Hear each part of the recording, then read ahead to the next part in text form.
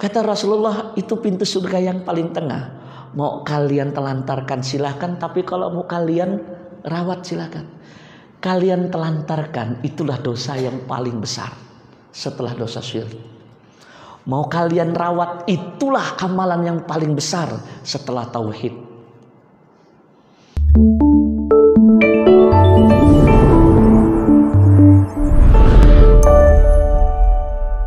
Saya ingin memulai terlebih dahulu dengan sebuah cerita nyata terlebih dahulu. Jadi ada sebuah cerita nyata, Pak. Ustadz tuh nggak boleh cerita bohong-bohongan. Karena Ustadz tuh kalau bahasa Indonesianya guru digugu dan ditiru. Bahaya kalau bohongan. Kejadian ini nyata. Kalau Bapak searching di internet masih nemu kejadian ini. Kejadian yang cukup menggemparkan yang terjadi di distrik Qasim, sebuah daerah yang ada di Saudi Arabia, Pak. Salah satu provinsi di sana, Pak. Sosok utamanya yang mau saya ceritakan adalah Hizan Al-Fuhaidi. Di mana Hizan Al-Fuhaidi ini menangis di pengadilan. Tangisannya ini yang membuat viral, Pak. Ya. Jadi kisahnya itu bermula ketika Hizan yang tinggal di sebuah desa yang begitu sederhana, dengan kehidupannya yang pun sederhana, Pak. Dia ini anak tertua dari 2 bersaudara. Bapaknya sudah meninggal, ibunya usianya sudah hampir 70 tahun. Ibunya bukan orang kaya, memakai pakaian pun emas perhiasan tuh yang melingkar di jari manisnya cuman cincin yang terbuat dari tembaga, Pak. Ya, bukan cincin yang terbuat dari emas. Beratnya udah gak nyampe 50 kilo, udah sakit-sakitan. Tapi Hizan, anak tertua, setia merawat ibunya. Masya Allah, dirawat ibunya itu. Sampai pada suatu hari datanglah adiknya yang beberapa tahun yang lalu pergi merantau ke kota Riyadh, ibu kota Saudi Arabia, mencoba peruntungan, mengadu nasib untuk berniaga, sampai Allah takdirkan jadi orang kaya. Sudah sukses di kota, pulang ke kampung, kemudian ngadep abangnya. Sekonyong-konyong dia ngomong begini. Ya, ini saya bawa pakai alur cerita saya saja terlebih dahulu. Bang, saya izin, Bang. Izin apa, Dek? Katanya. Saya izin mau bawa ibu ke rumah saya di kota. Emang kenapa? Katanya. Mau berapa lama? Kebesaran, Mbak ya. Cek. Ya. Mau selamanya, Bang, katanya. Cek. Udah. Ya. Mau berapa lama, Bang? Selamanya. Kaget. Oh, nggak bisa katanya. Kalau cuman main nggak apa-apa. Si adek beralasan, Bang, yang mau ngerawat ibu bukan cuman abang. Saya juga mau ngerawat, Bang. Selama ini kan ibu sama abang. Gantianlah katanya. Alasannya beliau logis, masuk akal. Kalau di kota fasilitas kesehatan buat ngerawat ibu ini lengkap. Kasihlah izin. Hizan nggak kasih. Enak aja kamu. Udah sukses, mentang-mentang udah jadi orang kaya, kamu pengen ambil ibu ini, nggak bisa. Biarkan ibu sampai akhir hayatnya sama saya. Si adek nggak terima. Maka kemudian dia mengadukan perkara ini sama hakim, Pak. Hakim ketika menerima registrasi pendaftaran tersebut, dia bingung. Ini kalian kakak beradik kenapa berantem? Ya kan? Apa pasalnya? Ternyata pasalnya biasanya kalau di Indonesia adik kakak itu kalau ke pengadilan biasanya rebutan warisan. Bahkan banyak di Indonesia orang tua dituntut sama anaknya.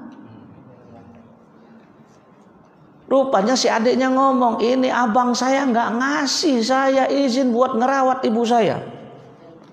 Diceritakan panjang lebar. Sebagai tergugat, Hizan dipanggil. Kamu selama ini ngerawat ibu kamu? Iya. Kenapa adik kamu nggak diizinkan? Wah, alasannya masuk akal. Saya ini orang miskin, Pak Hakim. Saya bukan ustadz, saya bukan alim ulama. Saya tahu Pak Hakim, ilmu saya nggak tinggi-tinggi amat, ibadah saya nggak bagus-bagus amat. Maka saya berusaha mencari ridho Allah dengan cara merawat ibu saya. Kalau adik saya kan bisa beramal dengan hartanya. Adiknya nyela, nggak bisa begitu Pak Hakim. Bukan cuma abang saya yang pengen masuk surga, saya juga ingin masuk surga katanya. Hakim bingung, Hakim matanya mulai berkaca-kaca. Gak kelar ini urusan, susah ini. Adik beradik ngerebutin hak asuh ibu. Kalau ibu yang diperebutkan ini di belakangnya banyak warisan, is okay lah. Dia gak punya apa-apa, dia cuma punya cincin terbuat dari tembaga. Maka kata Hakim, nah besok bawa ya ibu kalian, bawa ibu kalian, buat bantu saya untuk menentukan kepada siapa hak asuhnya nanti saya berikan. Rebutan itu kakak beradik bawa ibu dan bapak itu, bawa ibunya itu. Jadi dibopong dua-duanya, ditaruh.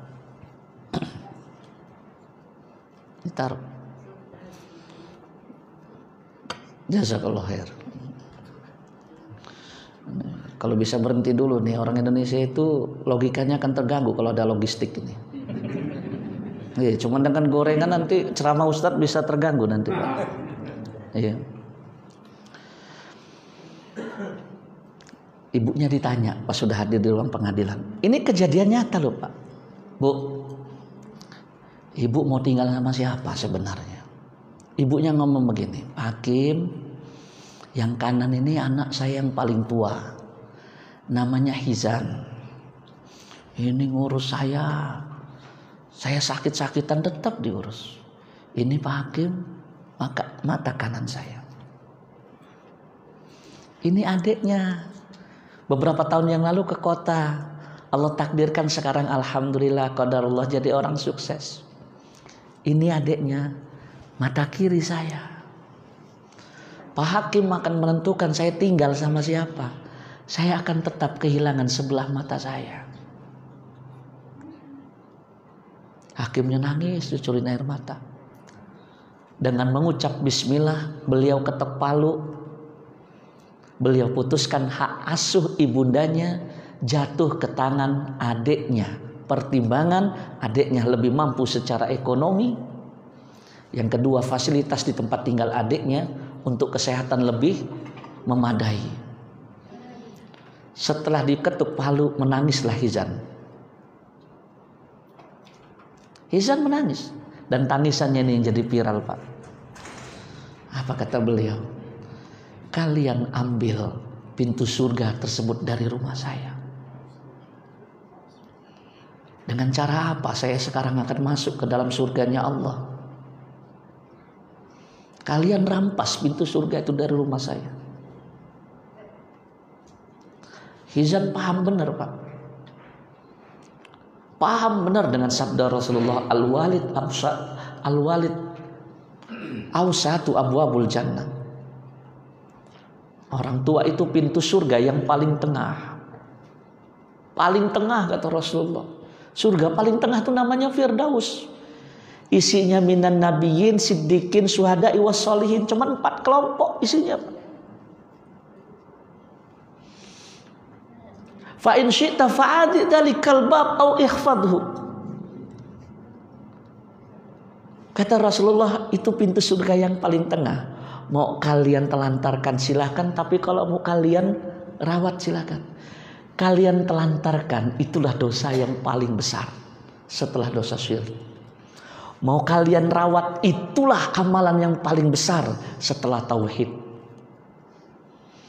Kalau kita berbicara tentang ibadah vertikal antara hamba dengan Rabb, tidak ada ibadah yang lebih besar dari seseorang yang beriman kepada Allah tanpa menyekutukannya dengan sesuatu apapun.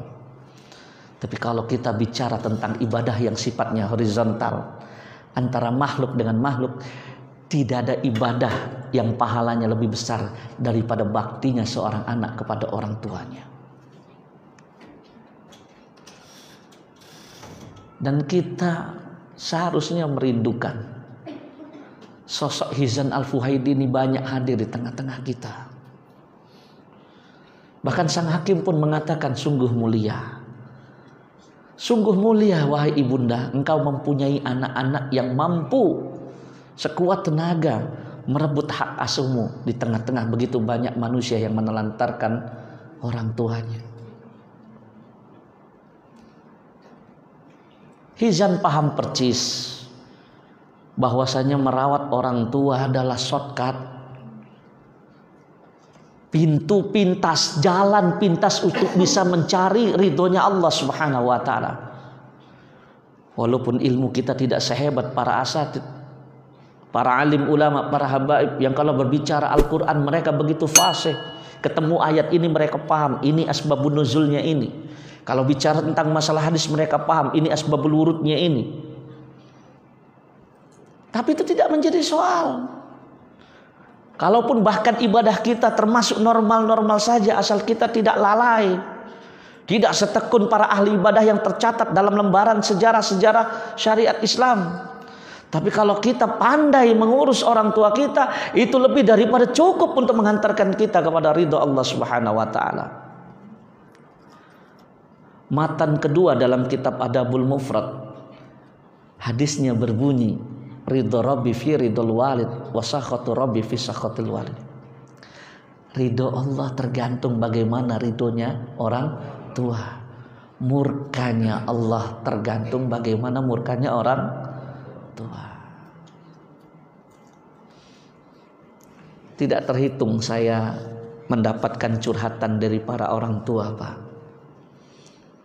Mereka yang di masa tuanya tinggal berdua dengan istrinya saja atau dengan pasangannya saja. Anaknya merantau, ada yang di luar negeri. Ya. Jujur, banyak orang tua curhat sama saya. Saya baru sadar. Di masa tuanya saya nggak butuh suksesnya anak-anak saya. Yang saya butuhkan kehangatan anak dan cucu saya.